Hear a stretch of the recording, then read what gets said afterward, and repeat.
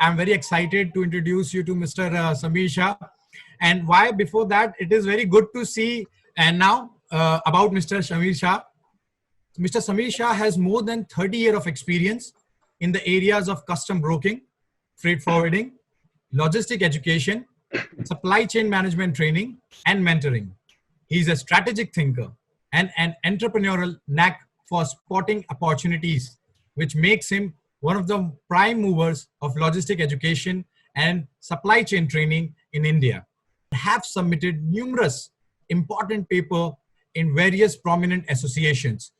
He wants to ensure the supply chain and logistics should have a social adequacy as career on par with being a doctor or engineer or a lawyer as any esteemed profession out there. He values and prioritizes women education and wants to promote women in the international freight forwarding and custom clearance industry. High regards to you, sir. This is wonderful thoughts and the wonderful vision you carry. And now I would really appreciate if you can share your journey. You can share some words or some key points, how you have been taking this all this journey so far and progressed, and how you created this vision and thoughtfulness and contributing towards the society at the same time. We would really look forward to learn from you. The dice is all yours. Thank you, Ganesh. Are you a software guy or you are more a literature guy? Very kind words, and very often I wonder, when one is getting introduced, whether one should, in the middle, say, no, it's enough, thank you so much, and move on with it, or should one let the person complete the introduction as he wants to? And, why I let you complete it is part of what I want to share with all of you today. Thank you so much, Amit and Softlink, for this wonderful opportunity. I don't remember having used anything other than a Softlink product in my office till date. So I would assume that as long as Softlink has been around, our relationship has been going on. And I must also thank you, Amit, for the kind words that you spoke about my brother.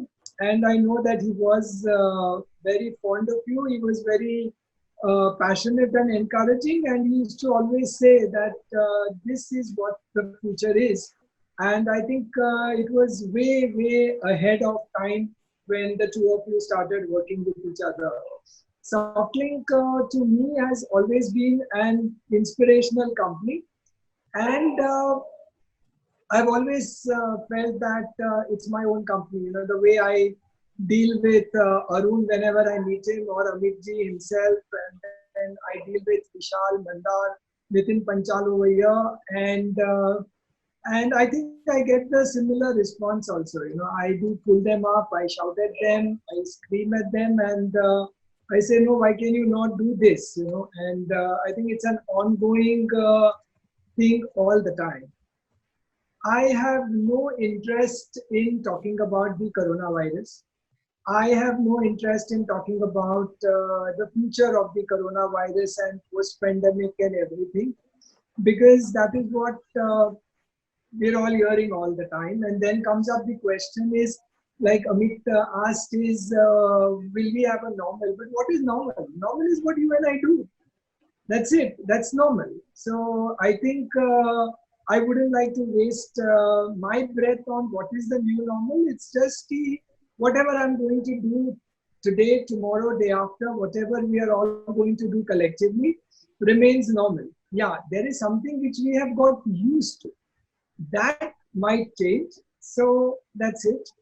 One question which I'm very often asked is that why don't you share with us what you did over the last 30-35 years of your career?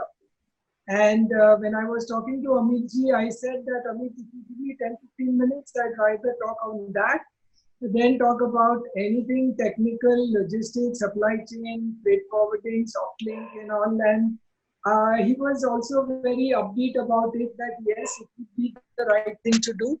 And why don't you just talk about those things? The first thing is, I want all of you to know that what you see me or even Amit or Shantanu, you are seeing us today. You have to also see us the way we have spent our last 3.5 decades in what we have done. We were all at some point in time traveling by trains, traveling by buses, standing on the streets, doing all the normal things, walking around, doing shopping for our mothers, doing housework, doing everything. I think that is what each of you should have done in the past as you were growing up, and you should continue doing it, because those are the small things which actually will form your thought processes, will decide how you will carry yourself, and at the end of the story, that is what you are going to leave for everyone. One question which I was always asked by my grand uncle, which somehow has become a mantra with me also whenever I meet anybody who cares to listen to me, is he would always ask me in Gujarati, "Navu su kare?" What have you done new? You know, every time I met him, which was 5 to 6 times in a year, the question would always be, what did you do new? And we used to actually have to work hard. Next time grand uncle asks us, what is the answer we are going to give him? That has been one of the drivers with which I have carried myself over the years. To achieve that, I think what one needs is a lot of exposure. One always feels that this is not for me. No, everything is for you. I must tell you, when I was studying, I've done drama, I've done movies, I've done dance, I've done military training, I have done every possible thing that one can do. I've attended cookery classes, gardening classes, stitching classes, embroidery classes. You know, I think it was just a phase in my life at that point in time, that to be able to answer to myself, what have I done new? Today, the position in which I'm working, you feel that yes, that exposure really helped you, because everything has a different way of structuring. Everything is evolving differently, and when you have a certain exposure to every possible facet, it changes the way you think.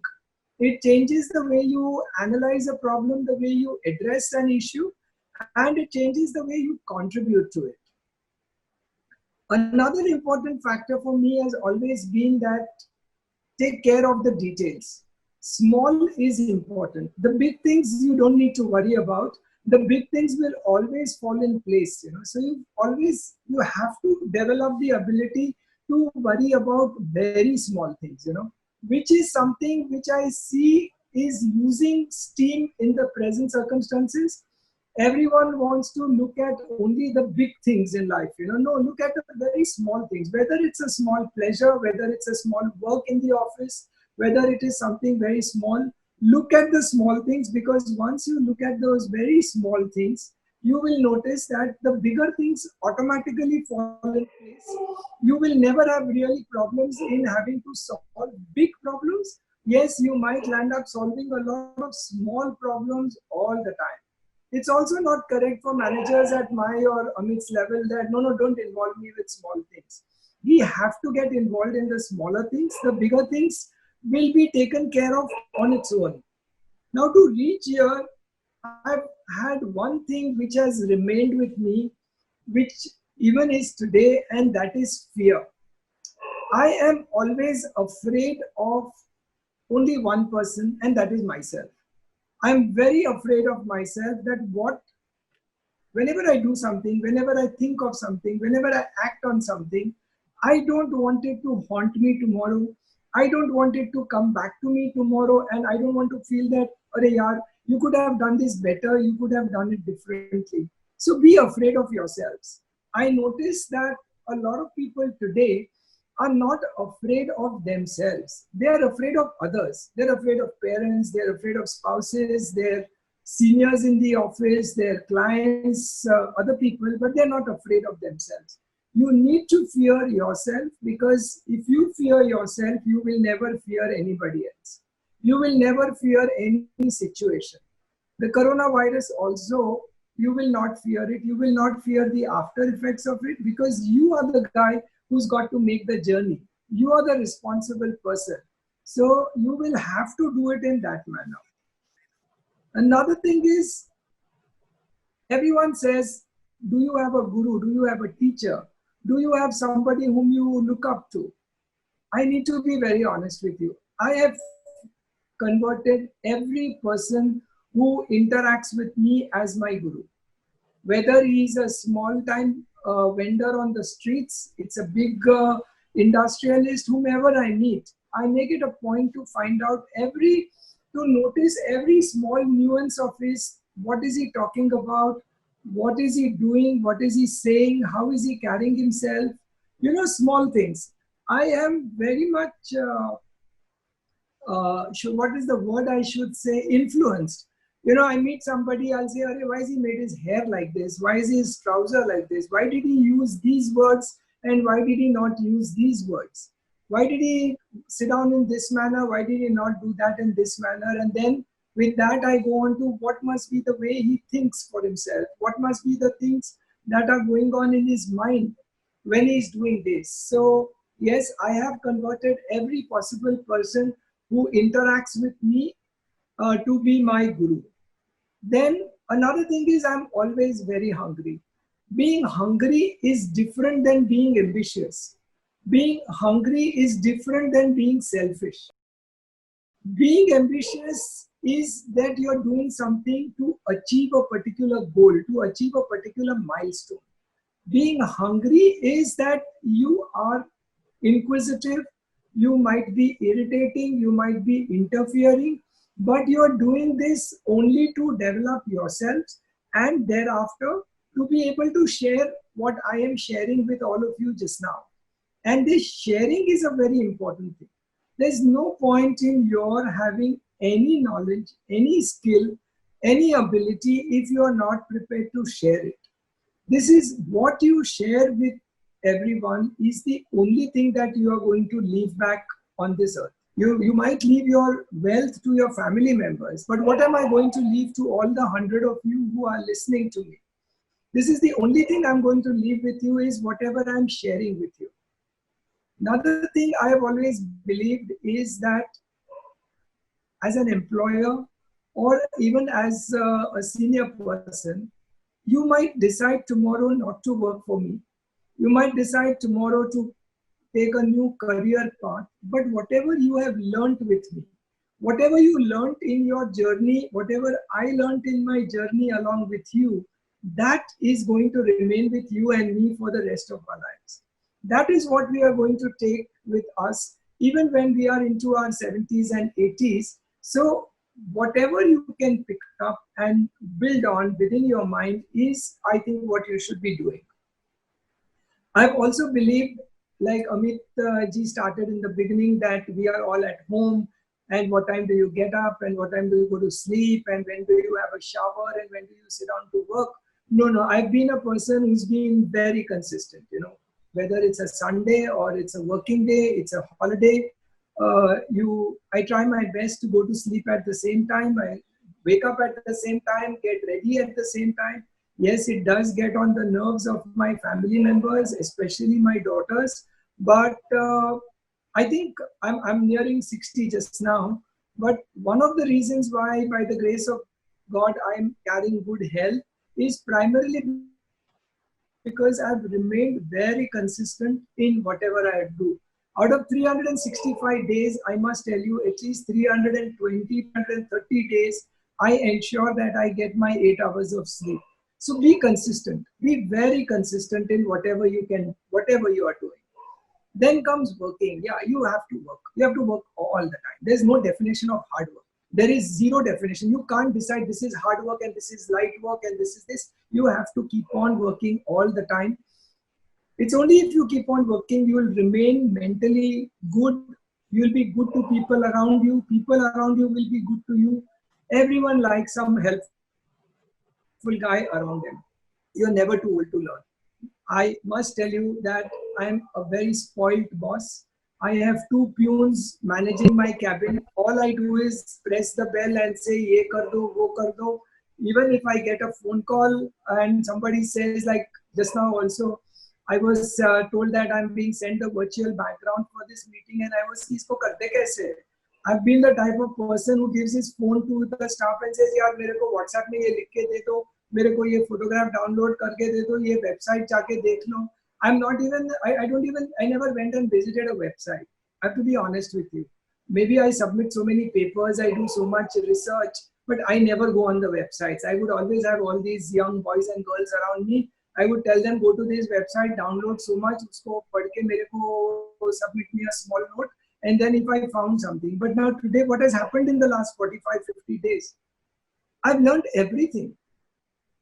I've learned how to sync my iPad with my desktop, with my laptop. I've learned so many other things, which and my daughters tease me, so I keep telling them, no, I knew everything. It is just that I didn't want to do it. So, but then you must remember that you're never too old to learn anything. Another is what we learned in school and simple grandmother advices. Please listen to them. Please go back and listen to them. What did we learn? You all are all working. What did we learn in school? Early to rise, bed and early to rise made Jack healthy, wealthy, and wise. Or we had, he sold on credit, he sold on cash. Sort of simple things that we learned in primary school. Simple things that we learned from our grandparents or from the elders around us in the family. I think those simple learnings is what we should stay with. Try to remain as simple as possible. Yes, by the grace of God, I have been fortunate to have a good 5-star, 7-star travel lifestyle and all, but then I'm equally good living in a dharamshala when I go to visit on a pilgrimage. I'm equally good standing on the streets and eating with my cousins and my friends and all. I'm equally good taking a local train in Bombay. So you have to maintain that balance in life. If you at any point in time give up that balance, you would find it very difficult to manage it. Yes, you might land up being very irritating. And I must tell you that a lot of people have told me, especially my family, that my God, how irritating can you be? But then that is part of the deal, which brings me to criticism. Criticism is something which you are going to get all your life. If you stop getting criticism, you must worry. There is something wrong with you if people are not criticizing you. But don't worry about the criticism. Listen to it, analyze it, decide for yourself how much of it you want to correct, how much of it you don't want to correct, how much of it you want to manage, how much of it you don't want to manage. So keep a very open mind on a lot of issues. I am seeing a lot of people not being in a position to take criticism. They're very worried that if I do this, what will so-and-so person say? What will my neighbor say? What will my parents say? But as long as you are answerable to yourself, as long as you are afraid of yourself, I don't think criticism should matter in any which manner. It shouldn't matter at all. So these are just a few of the things which have been which have guided me over the years, and they would continue guiding me. Softlink for me, even though it is a 25-year-old company, I find you guys very agile. I find you guys very futuristic. So with these words, thank you so much